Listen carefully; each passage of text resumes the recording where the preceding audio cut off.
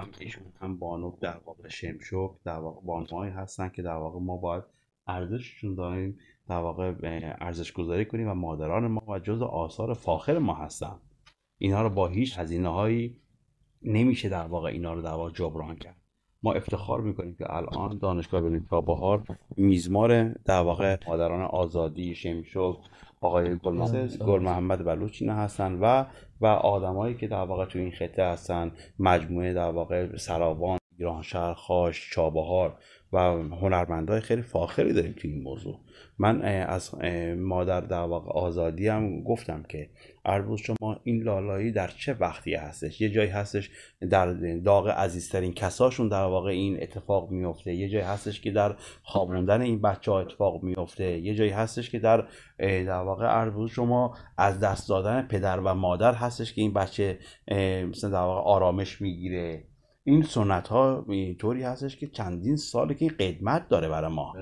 اربوز شما الان شاید در واقع اربوز شما مادر آزادی شمشک، اربوز شما اینا مادرانی هستن که در واقع برای ما جایگاه علمی دارن.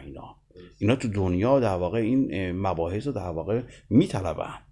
به هر شکل من تقدیر و تشکر میکنم که از اینکه مادر ما تشریف آوردن به دانشگاه بن چابهار و سپاس میگم خدمتتون و امیدوارم که این آثاره که در واقع هنرمندایی که هستن و این آثار ما یک کلکسیونی بشن که در واقع بتونیم به جوانای خودمون در چندین سال بعد.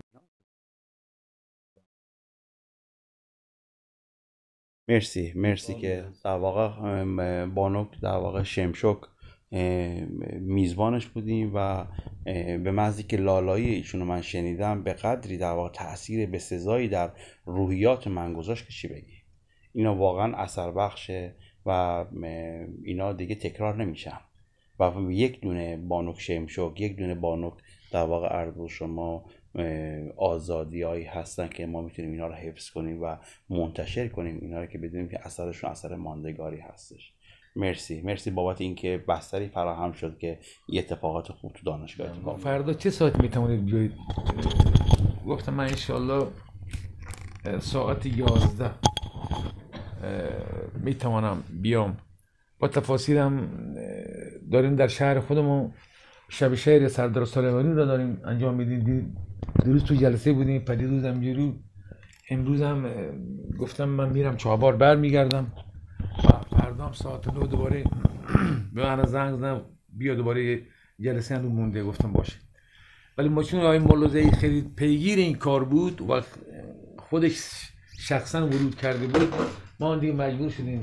آیا بروش عزیز و برای ما نمی افتخاریه و دانشگاه ملی و بین‌المللی چابهار که ما بیاییم و از نزدیک اساتیدان را و عزیزانی که دارن در این مقوله زحمت میکشن مثل شما و برادران شما و کسانی که جلوتر بودن یا هستند الان و دارن زحمت میکشن، واقعا یه جای بسیار تقدیر و تشکر دارد. چون نه ما نسل‌های ما دارن اینجا درس میخوانن، بلکه من الان شنیدم خارج از کشور داریم اینجا دارن تحصیل میکنن. خب این یکی خودش یه فعال مثبتی است، هم برای شهر چابهار، هم برای استان ما، هم برای کشور ما، که ما چابهار یه قطبی لحاظ اقتصادی، سیاسی و علمی این یه کار بسیار بزرگی الان داره اینجا انجام میشه و امیدوارم هم بتوانن به نظر من بعدها بتوانن یه شعبه از این کار فرهنگ و هنر بومی استانمان در این دانشگاه بشود تدریس کرد. یا همون لالایی یا مثلا یا مودکاش یا کارهایی که یا همون لالروکاش یا لاروکاش یا کارهای فولک حماسی دیگر بتوانند در این دانشگاه یه شعبه‌شو یا کلاسشو اصلا یه ساعتشو مثلا اختصاص بدن به این کارا. من این پیشنهاد من اینه. خیلی من خوشحال میشم اینو در آینده ببینم یا ببینم و یا بشنوم در دانشگاه چابهار هم چی کاری داره انجام میشه. مرسی منم عرض شما با توجه به که استاد در واقع گل محمد که معروف به گل محمد هستن، عرض شما توی مباحثی که دارم پیگیری میکنم دنبالگیری انجام میشه و آثاری که ایشون با استان بوشهر دارن انجام میدن و آثار ایشون در با مجموعه سیستان دارن انجام میدن، تلفیق هایی که داره صورت میگیره، اثرهای خیلی ماندگار و خیلی جذاب داره اتفاق میفته و این باعث میشه که بین اقلیم بلوچستان و اقلیم سایر استانها اتفاقات فرهنگی خیلی خوبی رخ بده و همون بحث تمدن‌ها هستش که در واقع مد نظرمون هستش که الان شکل و شمال خاص گرفته. ما از این ظرفیت دانشگاه میتونه استفاده بشه، از این ظرفیت میتونه در واقع در حوزه بین‌الملل میتونه استفاده بشه و داستان‌های مختلفی که در واقع اتفاق افتاده و من به خودم میبالم که الان روزی رسیده که در واقع اشخاصی در دانشگاه حضور پیدا خواهند کرد که هم منشأ در واقع خیر و برکت هستن، هم اثرگذار، همین که ما بتونیم این رسالت فرهنگیمون نشر بدیم خودش کلی از داستان‌هامون رو میبره جلو. و در انتها هم خدمتتون بگم که به امید خدا اگر خدا ما رو در واقع بتونیم رسالت اجتماعیمون رو حفظ کنیم، در آینده نزدیک این نوید خواهیم داد که بحث موسیقی، بحث بازیگردانی یا بازیگری و توی کاردانی در واقع داریم بسترش رو مهیا میکنیم که این اتفاق خوب تو دانشگاه ما رقم بخوره. مرسی. اصلا من بس ما طولانی شده فکر کنم. من برای یه سفری رفتم تو تانزانیا، آفریقا. اونجا یه فستیوال داشتم، اونجا یه اجرا داشتم. من یه اجرا تو دانشگاه هنر باگامایا یا باگامایا اگه سرچ کنید، من اونجا یه اجرا داشتم. وقتی صبح رفتم برای بازدید، من بردم اونجا، غروب اجرای من بود.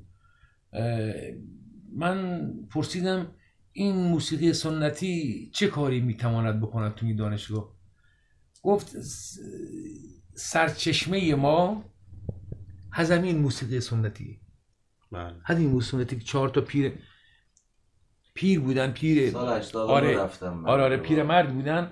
اینا داشتن موسیقی سنتی با این تنبک و با سازهای محلی آفریقا داشتن مینواختن. گفتن چه کاری میتواند برای این دانشگاه بکند؟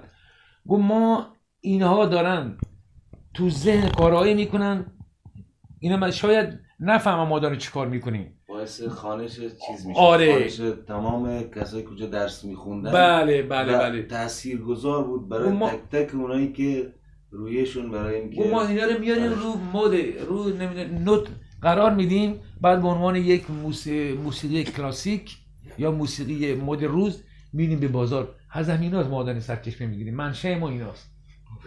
باور من خودم دیدم اینا با چشم خودم تو دانشگاه. اگه سرچ کنید و حتما میاد دانشگاه جهانی هنر باگامایو در تانزانیا دارالسلام، فکر کنم از خود مرکز شهر تا اونجایی که دانشگاه یه 100 خورده کیلومتر بود داره. ما با مینیبوس رفتیم. آره تا این بود. استاد شما کلاس داشتین؟ ما حقیقتا یه جلسه بالا داریم که ما یه بار دیگه ایشون من ببینم خوندن رو ببینم